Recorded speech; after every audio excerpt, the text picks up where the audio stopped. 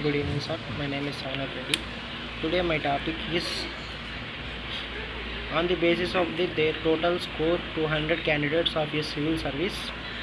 Examination of dividing into two groups, the upper 30% and the remaining 70% consider the first question of the examination. Among the first group, 40 had the correct answers, where among the second group, 80 had the correct answers. On the basis of these results, can one conclude that the first question is not good at discriminating ability of the time being examined here? Sustainable hypothesis testing for discriminating ability of an exam question. Here a hex test. Definition: if 0, x is equal to 1, 2, so on n is a set of observation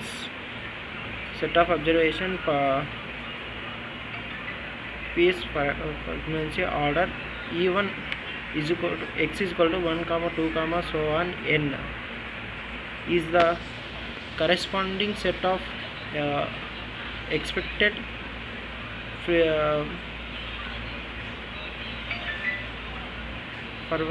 them. X square is defined as a x square is equal to sigma power n, I is equal to 1, 0 of I is equal to E of I by whole square by EI with n minus 1. Derivation of x square is used to the test whether differences between observed and expected frequencies are significant. X square distribution is used in a all follows to test the goodness of fit, to test the fundamentals of attributes, to test if the population has a specified value of the variance sigma square. X square test has the test of goodness of fit to best whether the difference between the threshold and observed values can be attributed to change or not.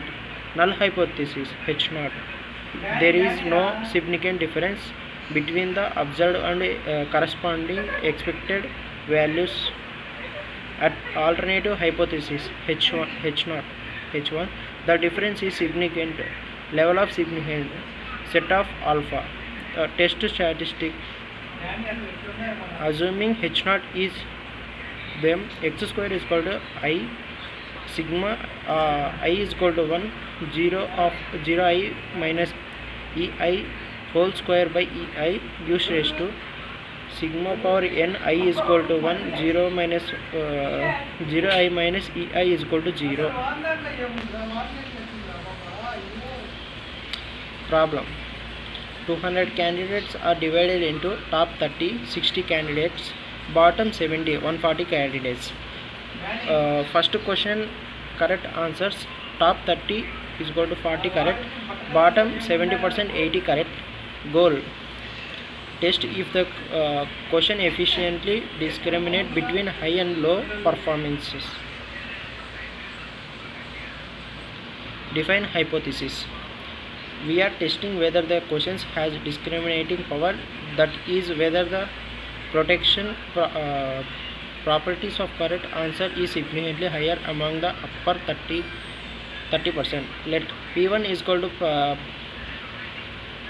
proportion of correct responding in the upper 30%. P2 is equal to preparation of correct responding in lower 30%. Null hypothesis: P1 is equal to P2, the question does not discriminate.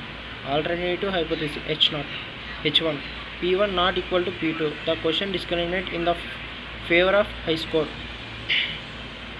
Sample data: x1 is equal to 40,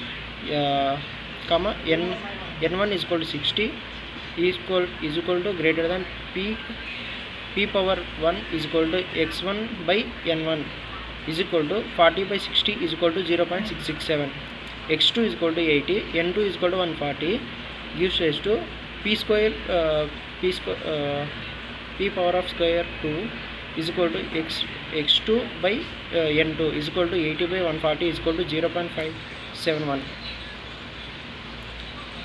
Test statistic. The level of significance alpha 5% is equal to 0.05. Here z lambda is equal to p of 1 p1 by p1 minus p2 by root pq or 1 by n1 plus 1 by n2 is equal to 0.66 minus 0.57 by root 0.597 and 0.4030 into 1 by 60 plus 1 by 140 is equal to 1.89.